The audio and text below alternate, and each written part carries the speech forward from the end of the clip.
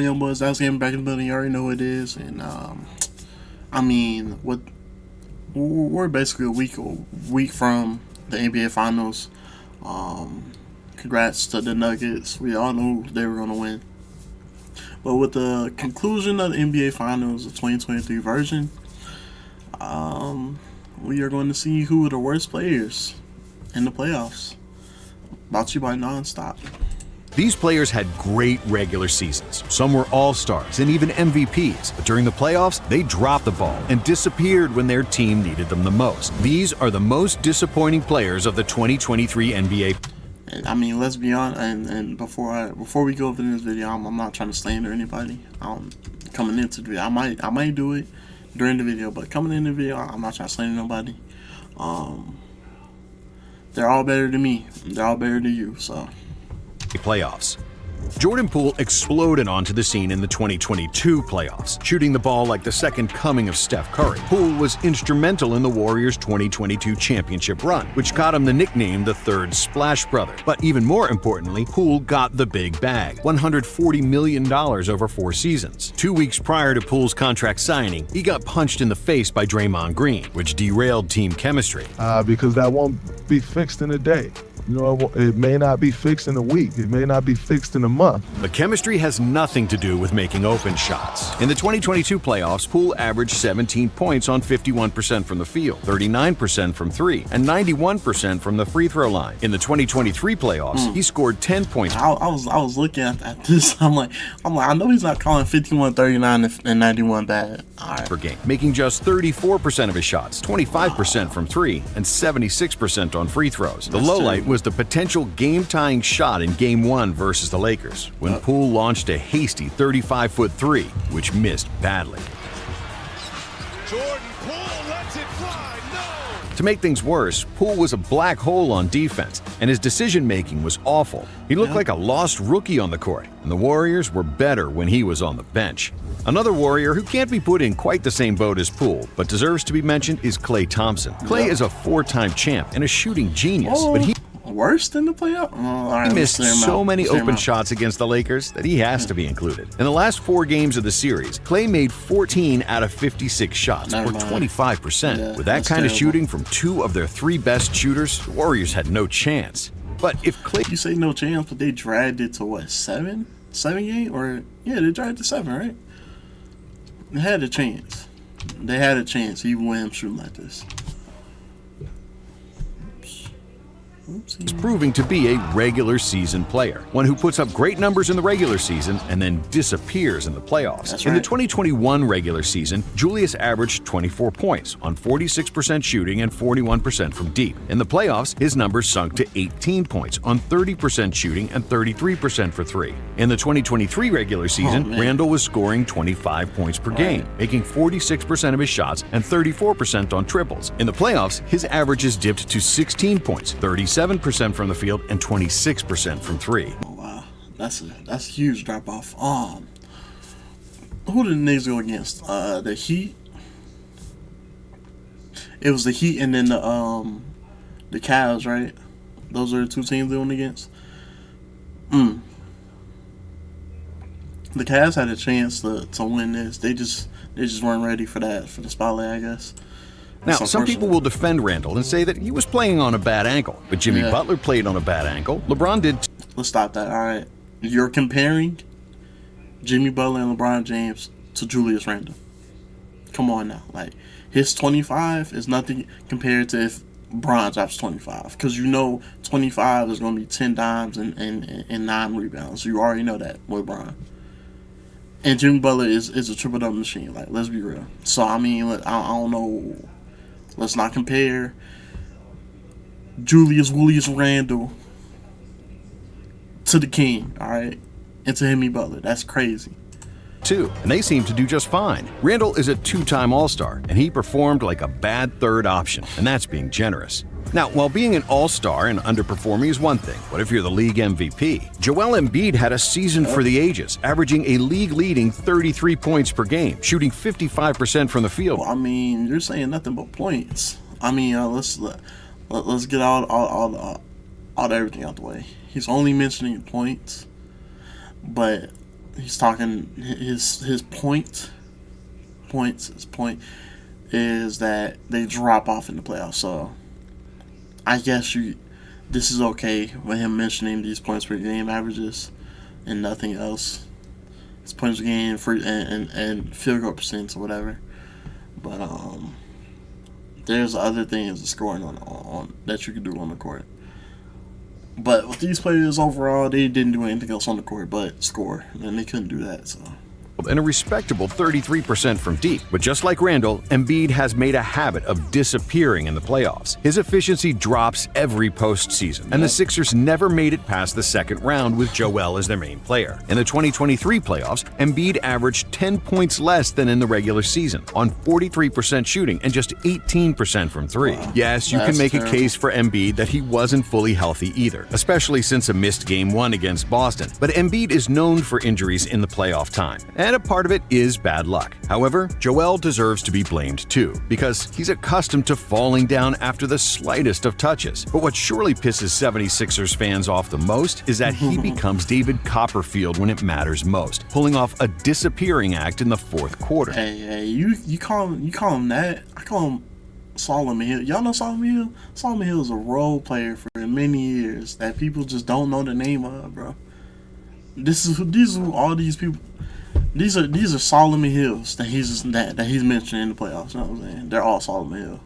In a close Game 4, which Philly won, Embiid scored 2 points in the fourth on 1 for 6 shooting. In Game 5, another Philly win, Embiid scored 4 points in the final quarter. In a must-win Game 6 at home, the league MVP scored 6 in the fourth, but he didn't touch the ball in the final 4 minutes of the game. It shouldn't matter if they're double-teaming or triple-teaming you. What kind of MVP doesn't demand the ball in crunch time? But Philly and Embiid had one final chance to make it right and win a Game 7 in Boston. In the first half, the game was close, with the Celtics leading 55-52. In the second half, it was a blowout, and Boston outscored Philly by 21. Do you know how many points Embiid had in the second half? Just 2, on 1 for 6 shooting and without a single trip to the free throw line. Yes, Boston guarded him with Horford and Robert Williams, and it was hard to get a shot off, but not to be aggressive and at least get a foul? That's unacceptable. And to make matters worse, Embiid threw his team under the bus in the press conference after the loss.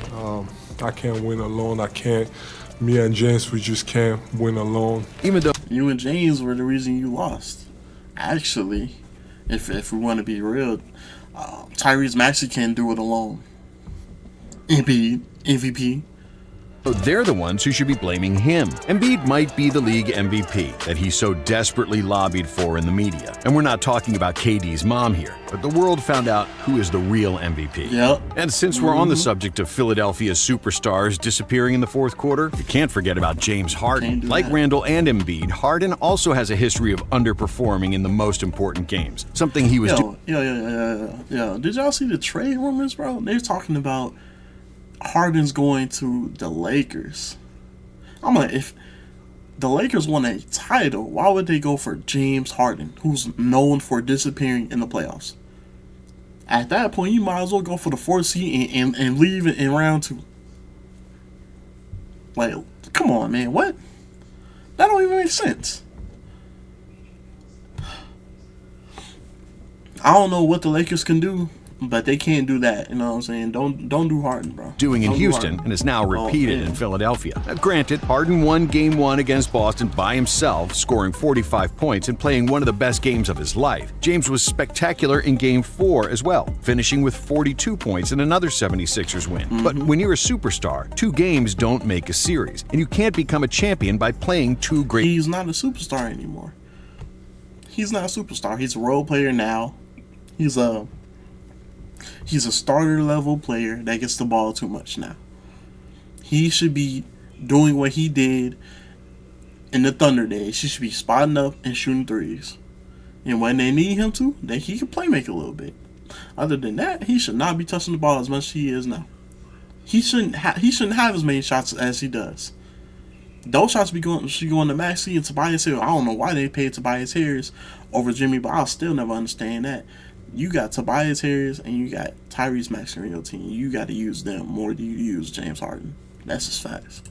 Great games and 5 bad ones. James Harden was so awful, so bad, he should actually shave his beard so he could hide his identity. In games 5, 6, and 7 versus the Celtics, Harden had as many points in the fourth quarter as you and me. 0. Other than those two 40-point games, the Beard averaged 13 points in the other 5 games, with game 7 being especially painful. Harden passed up shot after shot, driving to the paint and not daring to take a run at an unguarded basket, always kicking it to the corner. When your option A is double-teamed, then your option B has to take over, and Harden failed to do so time and time again. The Sixers should strongly reconsider signing Harden to a big deal in the offseason. Since he's getting up there in age, maybe it'd be better to let him go and free up the salary cap, rather than trap themselves in a corner with Harden's salary, especially after this kind of performance.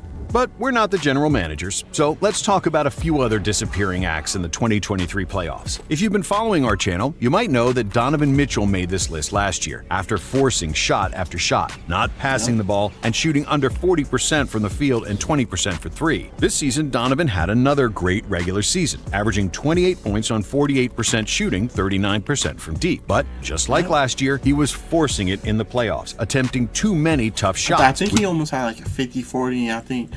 His free throw was around like 84 or something like that. He actually did really good this regular season. Which derailed his shooting efficiency and didn't help his teammates. In fact, the only game the Cavs won in these playoffs was when Mitchell shot 6 for 11 and didn't hoist up tough jumpers like there was no tomorrow. Against the Knicks, Spida's scoring decreased from 28 to 23 points, and he shot just 43% from the field and 29% from 3. He did pass the ball better, with 7 assists per game, and certainly wasn't terrible. But for a guy that made the second All-NBA team, his numbers should go up, not down. The same can be said for his teammates, Evan Mobley and Jarrett Allen. Mobley is one of the most talented big men in the game, and while he's primarily known for his defense, he really struggled offensively. From 16 points on 55% shooting in the regular season, Mobley dropped to 10 points and 45%. A similar story goes for Allen, whose numbers dropped across the board, and who then gave an excuse that no Cavs fan wanted to hear. Even for me, the lights were brighter than expected. And then there's one more 2023 All-Star. In the first round, the lights were brighter than expected. And he's been to the playoffs before, like, come on. Who struggled in the playoffs. But his mistakes usually fly under the radar. That's because he's an under-the-radar kind of guy. And the last player you'd think of when talking about the 2023 All-Stars, it's Jrue Holiday, whose shot regularly disappears in the playoffs. And it's time that someone calls him out. Here's a stat to prove it. In the last 3 regular seasons, Holiday has been making 50% of his shots and 40% of his threes. In the last 3 playoffs, he's hitting 40% of his shots and 30% from 3. But hey, you can't say anything about the man's consistency. Each year, he's shooting exactly 10 percentage points less than in the regular season. The fact that the Milwaukee Bucks lost in the first round as the first seed was something nobody expected, even though that's largely because Giannis was injured and missed 3 games of the series. I mean, you got the best player in the world on your team. There's no way you can replace him. But since they're the first seed, somebody has to take the blame. It isn't Giannis, who didn't play up to par, but he gets a pass because of the injury. Chris Middleton played to his standards, so it's gotta be Jrue. In addition to his shooting struggles, Jrue couldn't do anything. Are we not gonna talk about the 16 points and 16 assists he had, bro, with 1 turnover? Defensively against Jimmy Butler, who torched him up for 56 and 42 points in deciding games, getting past Holiday like a knife through hot butter. And because Jrue made the all-defensive team for the regular season, that's why he deserves to be on this list. Another guy that's also known for his defense and hustle, and did neither in the playoffs. And to make things worse, he also embarrassed himself with his words. We're talking about DeAndre Ayton. I could do a better job defending Jokic than what DeAndre Ayton is doing. Who called himself dominating after the first round series win against the Clippers. I don't know what that is. Come on, bro. I play both ends of the floor. My name is Dominating. Okay, first of all, Dominating is kind of a cringe nickname, especially when you give it to yourself. Second of all, the Suns defeated the Clippers without Kawhi and Paul George. DeAndre wasn't really the one doing the dominating. It was Booker and KD. And third, and most important, Ayton immediately got dominated by Nikola Jokic, who took him to school like he was one of his kids. Everybody got killed by Jokic, let's be real. AD was slower than Jokic somehow coming up the court.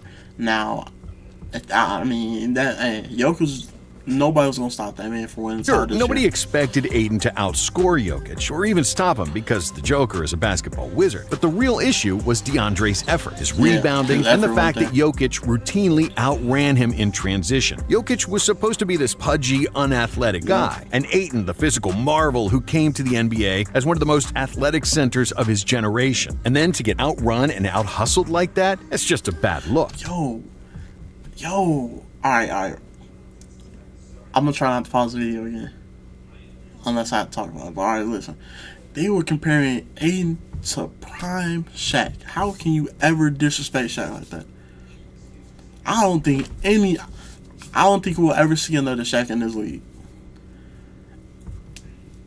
And the only reason we don't consider Shaq as the best player of all time is because he didn't have the work ethic to be the best player of all time. He was a party animal. If he had Kobe's work ethic, we're talking about the best player of all time.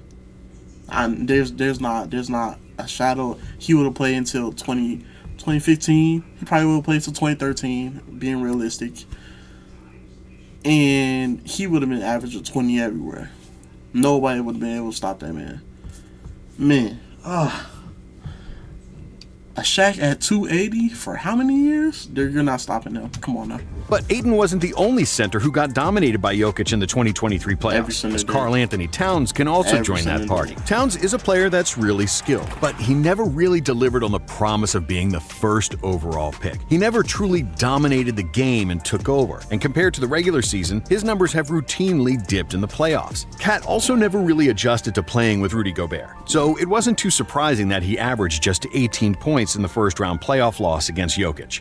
A player who you probably wouldn't expect to be mentioned plays on a team that had the best season in 17 years. The Sacramento Kings had plenty to be happy about after they ended the longest playoff drought in NBA history. They almost won their first-round series against the Warriors, and if there's one player who could have gotten them over the hump if he played better, it's Kevin Huerter. Red Velvet was the Kings' third leading scorer in the regular season, with 15 points per game. He was also their second most efficient player, shooting 49% from the field and 40% from three. Nobody's more efficient than Sabonis, but you gonna blame Kevin Huerter? At that point, you might as well just blame the Kings. At that point, you don't look. I mean, you can blame D'Lo for the Lakers losing, but that'd be dumb because LeBron exists. You know what I'm saying? AD was getting beat down, like I said before. He was getting beat down the court by Jokic. That whole team was to blame. The Kings just weren't ready. Next year they'll be ready. Simple as that. I don't think you can blame any of them. All 7 games against the Warriors and couldn't buy a bucket. He scored just 9 points per game, shooting a horrendous 35% from the field and 20% from three. For a guy that's known as a knockdown sniper, that shouldn't happen. That's true though. However, there is a guy who had an even worse shooting slump in these playoffs. I poke bears. I don't respect no one until they come and give me 40. Dillon Brooks is like Leonardo DiCaprio in The Revenant. He messed with the wrong bear and got messed up. Brooks had an excellent regular season, highlighted by the selection to the second all-defensive team. Dillon is known for his defense and his big mouth, and both of those were on display in the playoffs. He was great at defending LeBron James, and after the Game 2 Memphis win, Brooks was feeling himself. He disrespected LeBron James. I don't care, he's old. Who is the worst kind of guy to disrespect. To say that his comments backfired would be an understatement. The Lakers went on to win 3 of the next 4 games and the series, with Brooks providing one of the worst shooting performances in playoff history. Sure, smart shot selection and efficiency are not Brooks' strengths. He shot just 40% from the field and 33% for 3 in the regular season, but in the playoffs, he was a disaster. Dillon shot a playoff worst 31% from the field and 23% from 3, scoring a measly 10 points per game. He wanted LeBron to give him 40, and that's exactly by how much the Grizzlies lost the last game. I don't even need to see the rest. All right, we're done. We're out. Peace.